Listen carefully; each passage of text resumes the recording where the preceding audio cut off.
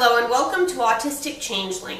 Today I want to talk about being average, and specifically how autistic people are and should be allowed to be average.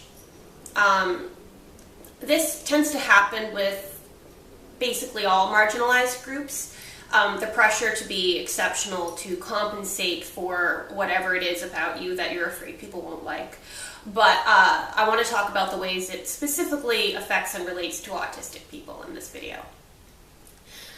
So this tendency, like I said, is something that I think affects many or all marginalized groups. But with autistic people specifically, I think sort of it's the idea that you need to be better than everybody else to compensate for being disabled. And this kind of, I think, calls back to the stereotype that autistic people have some kind of a savant skill or are super smart geniuses to compensate for everything else about us. You know, like the Sheldon Cooper type of character, or the Rain Man type of character, depending on like where you're going. Fun fact, the guy who inspired Rain Man was not autistic. He had something that prevented the two halves of his brain from communicating, and he wasn't autistic. But anyway, yeah, there's a tendency to see autistic people as having to have some special ability to compensate for our existence. In fiction, sometimes this can look like the autistic kid with superpowers, who like knows the future or whatever. Or in more realistic fiction, it can be a character who's a genius and insufferable, but everybody has to put up with him because of how good he is at everything. Think like Sherlock and BBC. And this kind of stereotype can be harmful to autistic people for two reasons. One, we're not insufferable. We can be good people. We can be friends. We can be people you enjoy being around. You shouldn't have to just put up with autistic people because we're autistic. We can be people that you actually enjoy interacting with. We're not inherently insufferable just because we're autistic. That's not on the diagnostic criteria. Certain difficulties with social interactions are on the diagnostic criteria, but they don't make us inherently impossible to get along with.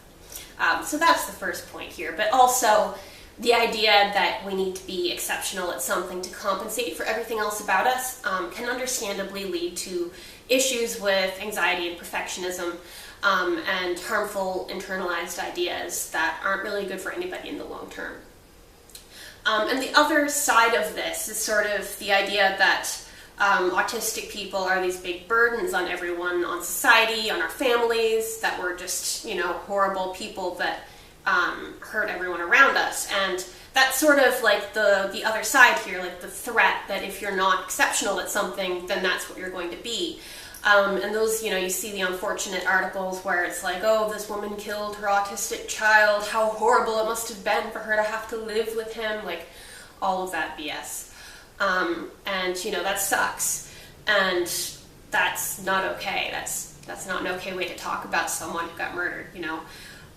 But all of that combined, you know, I just want to say that it's okay to be average. I know that that has a negative connotation, and I'm not saying that anybody should just, you know, not bother to try to be their best. You know, I mean, there's value in trying to be the best you can be, but it's okay if you're not better than everybody else at something. You don't have to be like a genius to compensate for everything else about you. And I think this also tends to be something people just assume about autistic people, and I don't think they realize that that's what they're doing. And some of this comes from the ways in which people, sometimes including autistic activists, and I can see where this comes from and why we do this, where people will say, here's things autistic people are good at that make us good in the workplace, here's how we can sell ourselves.